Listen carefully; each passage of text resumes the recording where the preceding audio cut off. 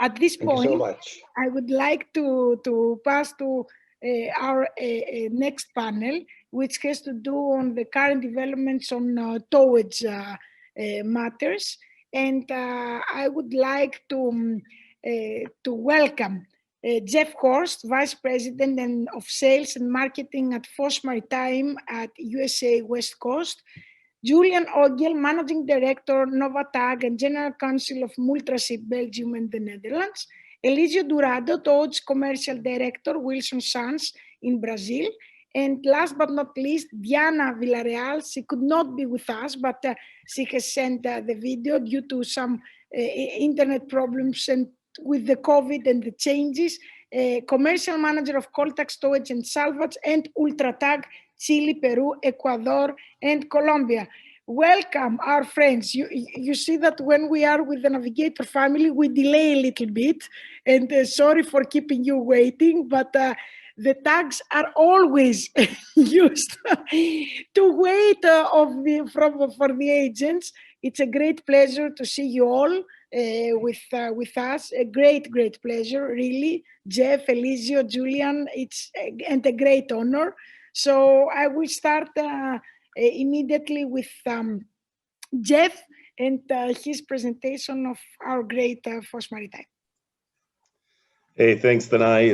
It's great to be with you and everybody here. Been to the Navigator Forum 10, 12 times over my 15 years here with FOSS, and you know, I have a German father and Italian mother, and I also think I'm now 50% Greek. So, hey, I want to say congratulations to you and your entire family and the entire crew there at Navigator. It's really a joy to be a part of not only your family but the Greek shipping family. It's really fantastic. So I will jump in here and share a screen. Okay.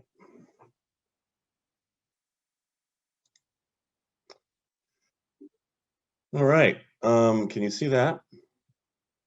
Yes, we're seeing it. Okay, very good. So so FOSS Maritime is a 131-year-old towage company located, headquartered in Seattle, Washington. There you go.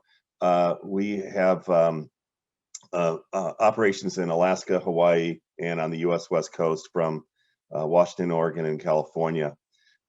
If you're a Greek ship owner and you're on this call and you've had a ship hit the U.S. West Coast, there's a 90% chance that you've worked with FOSS Maritime. So thanks to our good partners at Navigator for that. I'm going to just jump right into the COVID issue. For us, we've been very, very fortunate that we have not had a massive spread of COVID amongst the crew at FOSS. We have had isolated cases of crew members, and they have, fortunately for the operation and for our customers, and unfortunately for them, have taken place away from being on the tugs.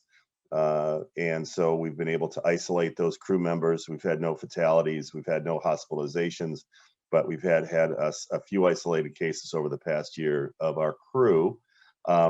Again, getting COVID away from the operation. As probably most of our fraternity brothers on the towage side have experienced, we have had a massive surge the last 7 months of container ship activity to the U.S. West Coast. It has been nothing but crushing to the operations and to the infrastructure to dock so many container ships. I guess there's all this bent up consumerism from people being stuck in their houses for a year. And you may have heard we do have a new president. The previous gentleman's name escapes me, but the new president has done a very good job in ensuring that our COVID vaccinations are way ahead of the curve from many of the other industrialized countries, and we are, I think, vaccinating between 2 and 4 million people a day, and it's getting it's really gaining a lot of momentum in the economy here. So from a COVID perspective, we've adjusted. Oil is down, containers are up, grain is up, but we're seeing starting that people are flying and people are driving, and we're starting to see more tankers and more activity that was really suppressed during the height of COVID, and so we're starting to see some activities come back. Okay. I was remiss in speaking first and foremost about safety. Safety is the most important thing that we do. We lead every meeting with a safety moment, and we also have a new director of marine assurance, and Paul Hendricks, who's our dedicated person ashore, and you can take great comfort in the fact that this is the most important thing we do when we handle our customer ships. So I want to touch on two things real quick. FOSS Maritime is part of a company, the largest privately held company in the state of Washington, called SaltChuck. As you know, state of Washington has some very large companies, and Microsoft and Amazon and Starbucks and Boeing and companies like that. But as far as the largest privately held company in the state of Washington, SaltChuck is the largest. We are in petroleum distribution. We have 2 deep sea services. Tropical Shipping has 60 ships that goes throughout the Caribbean, and Tote Maritime, who built the first Jones Act LNG ship, runs from Florida to Puerto Rico and from Tacoma up to Anchorage. And also FOSS Maritime worked with Tote Maritime to build the first ever U.S. flagged LNG bunker barge, the Clean Jacksonville, which operates in Jacksonville, Florida. We have 6,000 employees and did $3.1 billion in sales in 2020. For this group, I think the most biggest news for us over the past year was the fact that we bought a company called Starlight. Some people may be familiar with the old Harley Marine. Harley Marine was rebranded to a company called Centerline. And last year, we arranged a service swap with Centerline, where they purchased and now operate our 6 bunker barges in California. And we purchased and operate as a brand called Starlight in California 8 new tugs from Centerline under the brand of Starlight. So that we have 5 tugboat companies within the family. Navigator works with FOSS, but we also have access to the tugs from AmNav, which operates in California, and Starlight, which operates in California. Cook Inlet Tug and Barge operates in Alaska, and Young Brothers operates throughout the Hawaiian Islands and Hawaii. And then we should have a Navigator forum in Hawaii, Denai. What do you think? Next time? No problem at all for me. I mean, after this 1 year COVID, I think Hawaii is more than great to the ears of everybody. Very good. Here's our service footprint. We are the largest tugboat company on the West Coast with operations. The only thing that I just wanted, sorry to interrupt you, is that we are not seeing change of the slides. I don't know if you're changing, but we don't see any change. I did not want to interrupt you before. Now we see. Now it's okay. Now my bad. All right. I'm operating on 2 screens, so I apologize for that. So this is our service footprint on the West Coast, from Alaska to Washington, Oregon, California, and Hawaii. Okay. So as I mentioned, tugs, we have 65 tugboats operating in those regions. We have built 4 brand new 90-ton tugboats to operate in California. They're Tier 4 to comply with California emissions. My apologies to the rest of the group here. Well, but as an environmentalist, we all are interested in clean air, but California leads the way for the rest of the world in terms of regulation. And so Tier 4 tugs and emissions and NOx and SOx reduction are coming everybody's way, and it all initiates in California. I will say that one of the questions was asked about biodiesel. We are starting to fuel tugs with biodiesel. As you mentioned, we're going to fill our, we're going to take some biodiesel on our first tug this week. So the future of biodiesel, we're also working on a hydrogen project with a company in San Francisco Bay to a hydrogen fuel cell to propel a brand new tug there.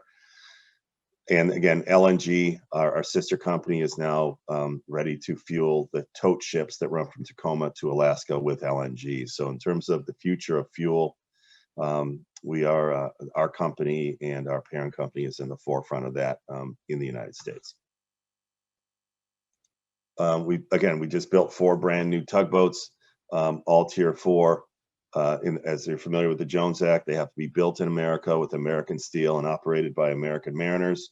So they generally run 4 times the cost of what my fraternity brothers pay to operate their tugs, or I should say, build their tugs in their respective regions. But again, we're very proud of the fleet, and we have to build new tugs with new engines in order to comply with the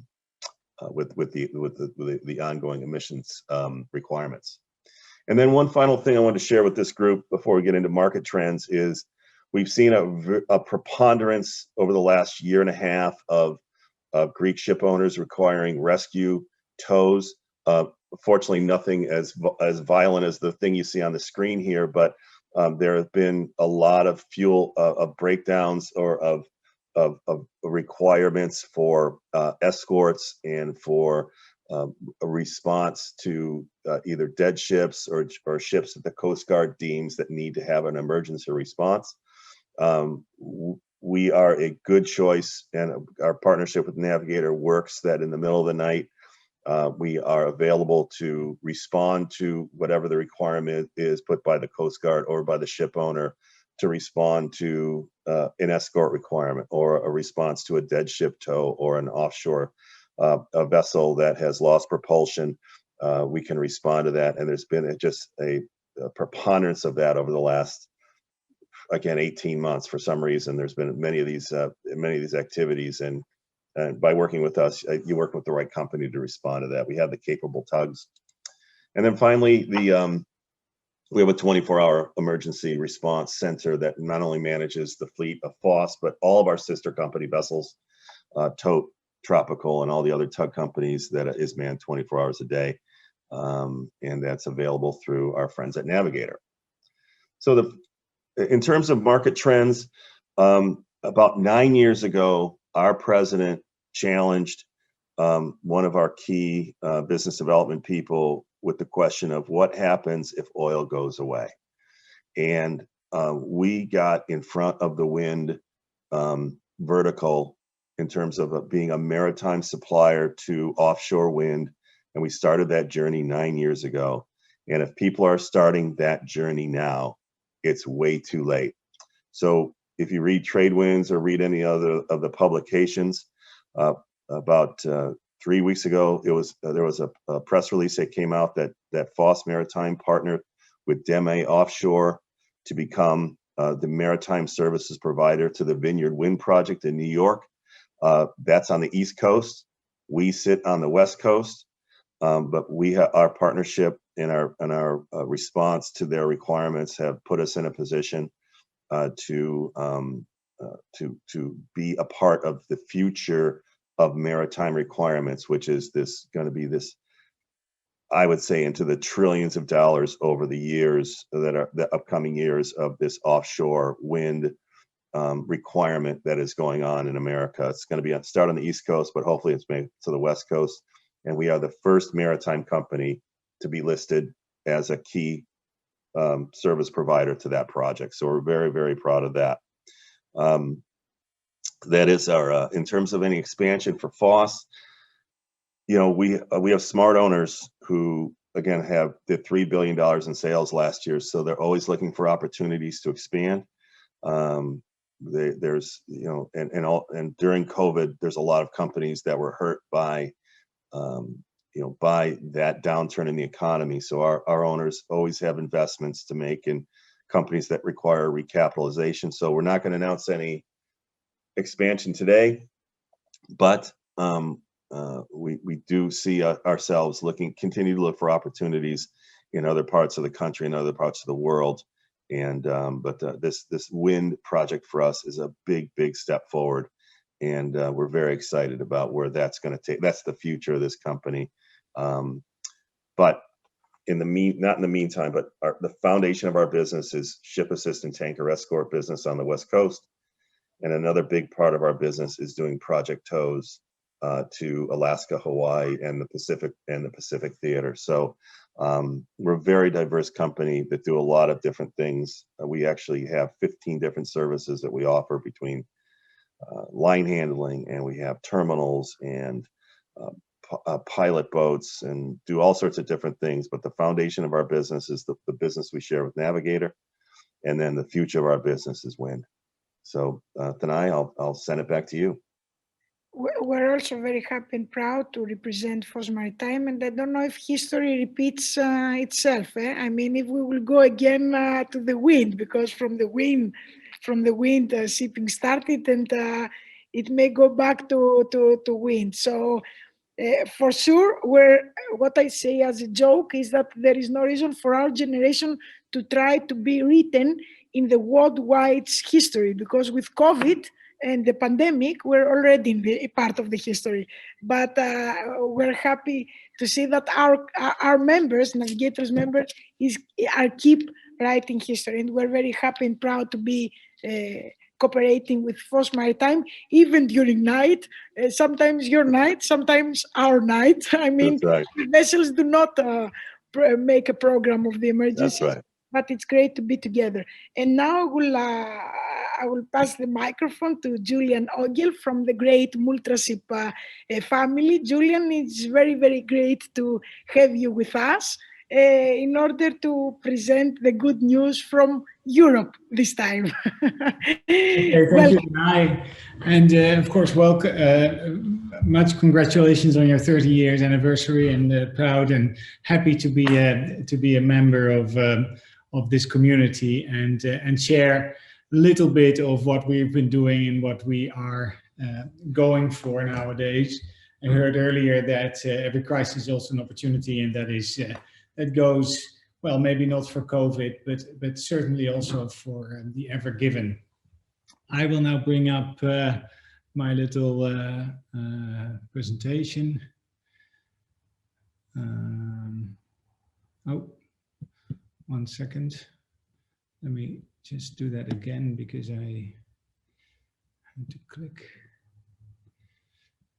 Yeah. This should now be visible. Yeah.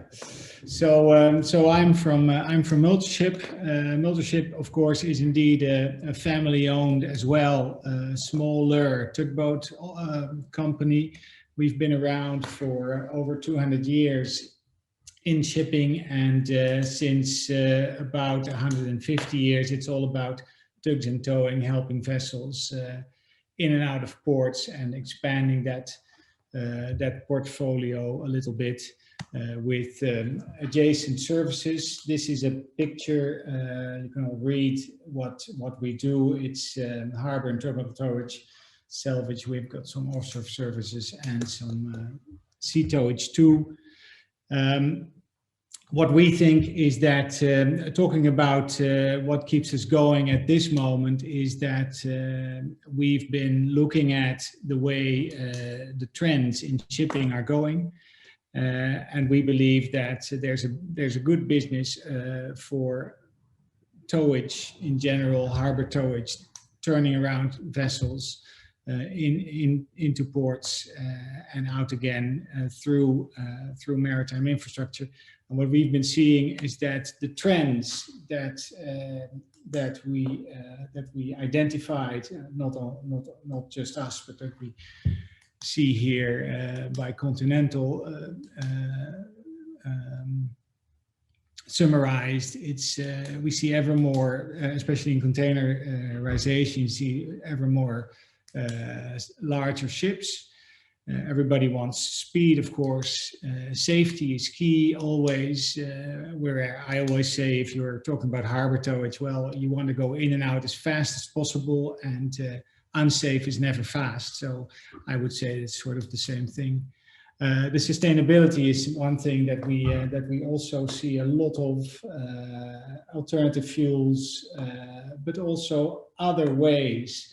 And then there's the IT and smartness, also talked about by Diabos, where I wholeheartedly agree that this is here to stay, and it also will bring challenges, but also opportunities.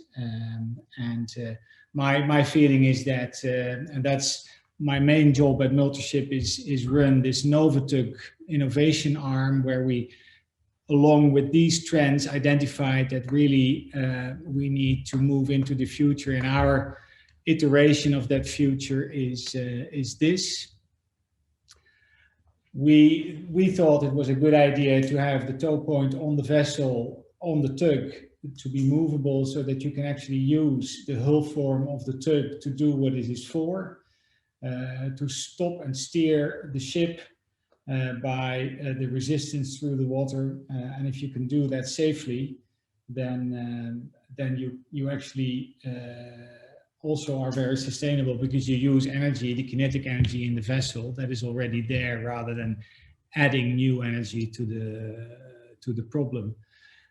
We have been developing this system for years now, and we've got since 2018 the first 2 boats in the water. And here now, with the Ever Given incident, we saw that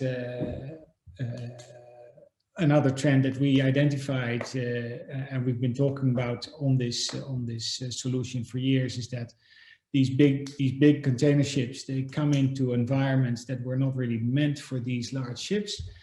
And we think that when that is the case, you can do either of 2 things. You can enlarge the infrastructure that those ships are in, so like the Suez Canal or the Panama Canal or the port basins or the turning basins. Or you can say, no, let's increase the control over these ships so that they need less space. And that is actually what our carousel rave tug is meant to do. And do that in a safer and cleaner way, whilst also being faster and stronger, all helped by IT. And that is what I wanted to say about where we stand now, what we've been doing, and how we see the future.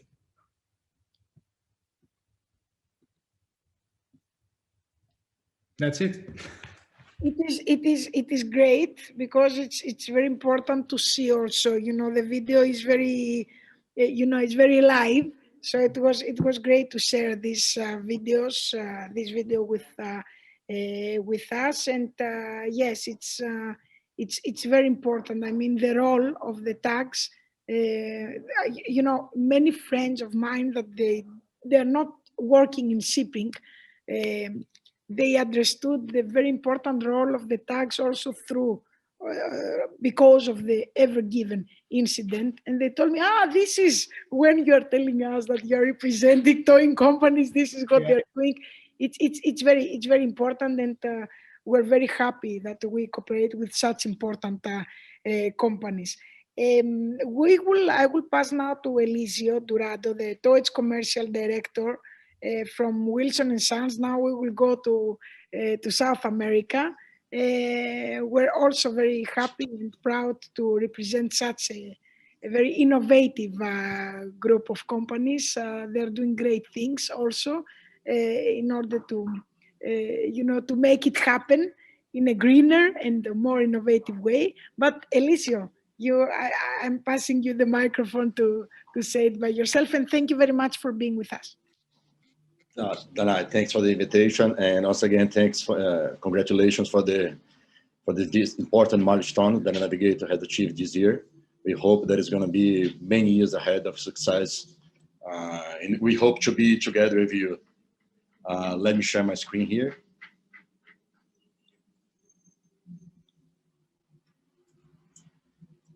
Can you see my screen? It's okay? Yes, everything okay. All right. So So I will talk about a little bit about Wilson Sons. Wilson Sons is the largest port logistical provider here in Brazil. We operate 2 container terminals, one in the south and one in the northeast. We have 2 logistics centers. We have a fleet of 80 tugboats. We do have a ship agency covering almost all Brazilian ports. We have an international logistics company. We operate together with ULTRATUG 23 offshore vessels, basically PSVs. We have 2 offshore bases to provide logistics support for offshore in Rio de Janeiro, especially in oil and gas for attended IOC companies operating in Brazil. And we have 2 shipyards in São Paulo where we construct our tugs.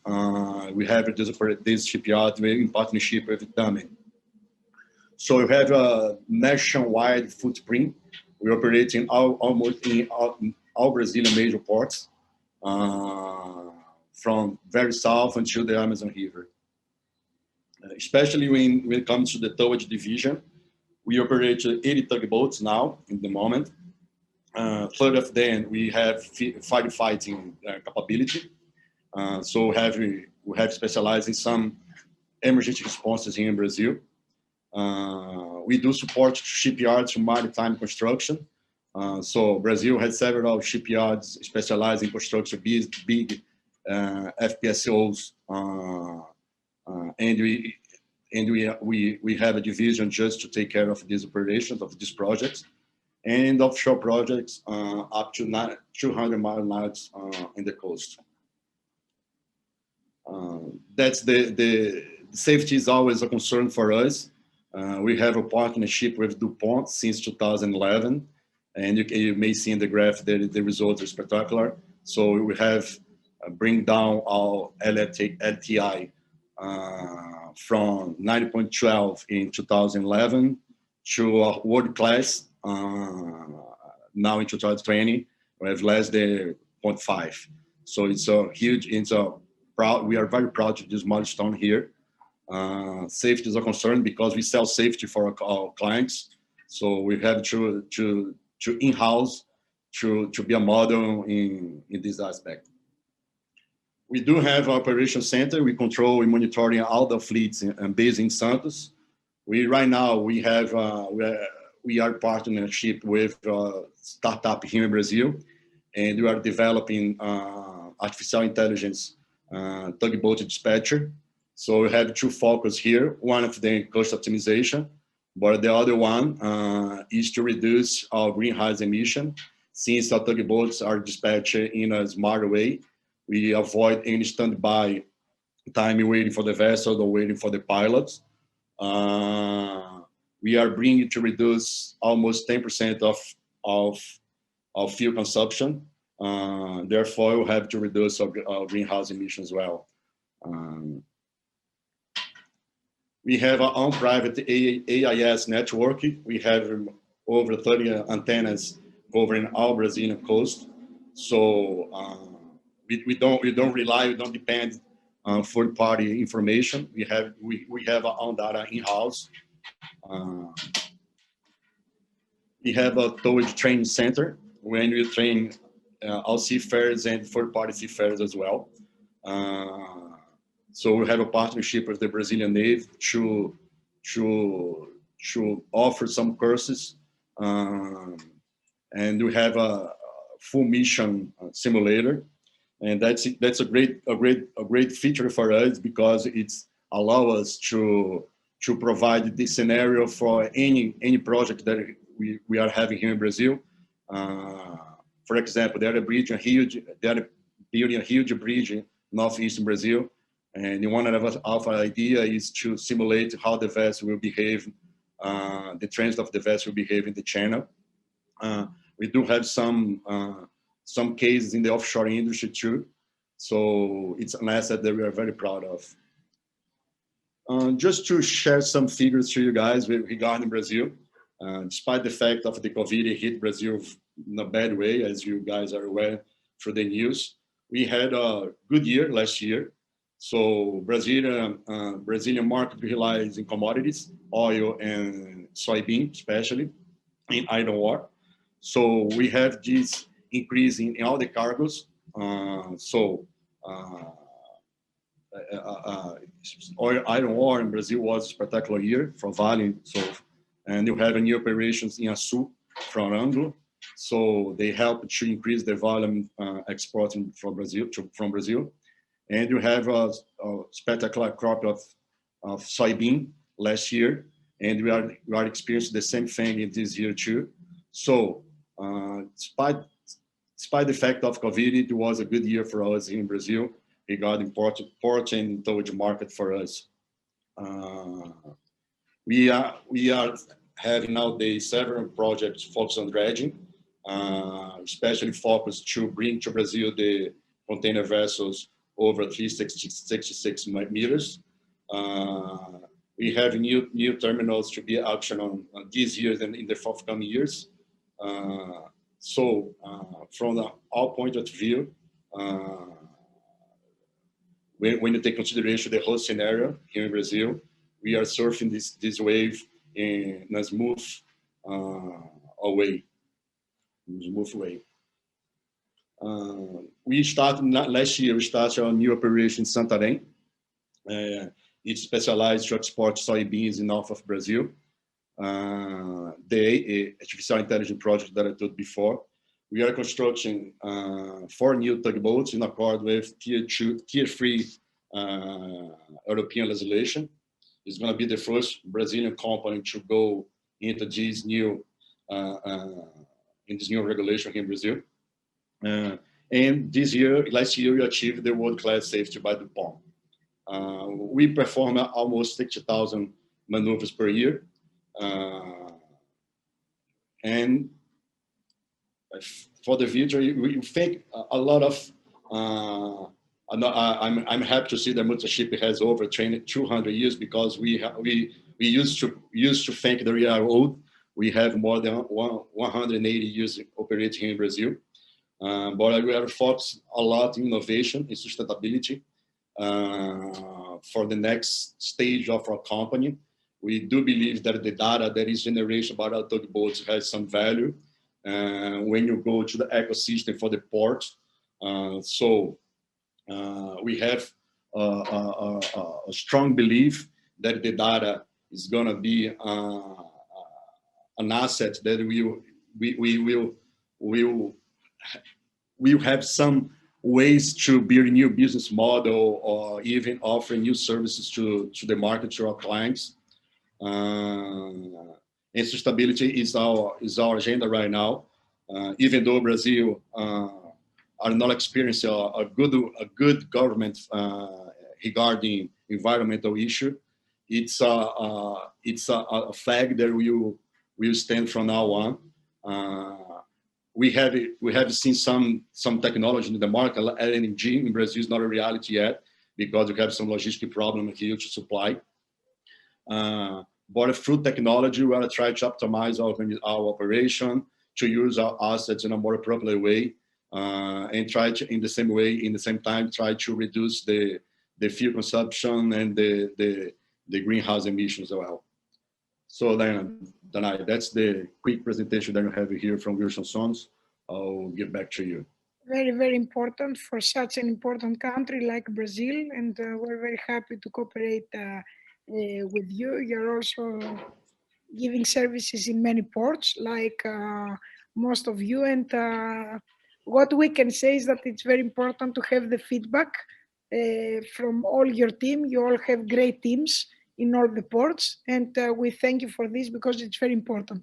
At this point, I would like to present Diana Villarreal, and commercial manager. She will do a presentation through video for COLTUGS, Towage and SALVAGE, and ULTRATUG for Chile, Peru, Ecuador, and Colombia. Good afternoon to all Navigator members, customers, and industry colleagues. My name is Diana Villarreal, Commercial Manager at COLTUGS, an ULTRATUG company in Colombia, South America. Thank you so much, Navigator, for the invitation. We have been members of this prestigious group of companies for more than 10 years. And again, congratulations on your 30th anniversary. I will present a brief introduction of our company, and share some developments and challenges faced during the pandemic. ULTRATUG, a Chilean company, started operations with the first tugboat in 1966. And during all these years, we have gradually increased our fleet and adapted to market requirements in line with the latest available technology, thus expanding our services to other countries in South and Central America. Today, with a fleet of more than 70 tugboats, we are focused on offering a maritime and harbor towage support, giving our customers a service distinguished by its reliability, efficiency, and safety, with the most competitive rates, flexible approach, and long-term partnerships. We have presence in the main countries of South America and Mexico, managed locally by each brand, as shown in the slide. ULTRATUG in Chile, MEXTAG in Mexico, COLTUGS in Colombia, Petranzo in Peru, Hapina in Ecuador, ARTUG in Argentina, in Uruguay operating pushers and barges through the river, and in Brazil partners with Wilson & Sons for offshore operations and harbor towage. We cover all services related to tugboats, assistance to ships, such as harbor towage, port assistance, offshore support, and special operations, including coastal and ocean towage, emergency response, and salvage. Our main commitment is safety.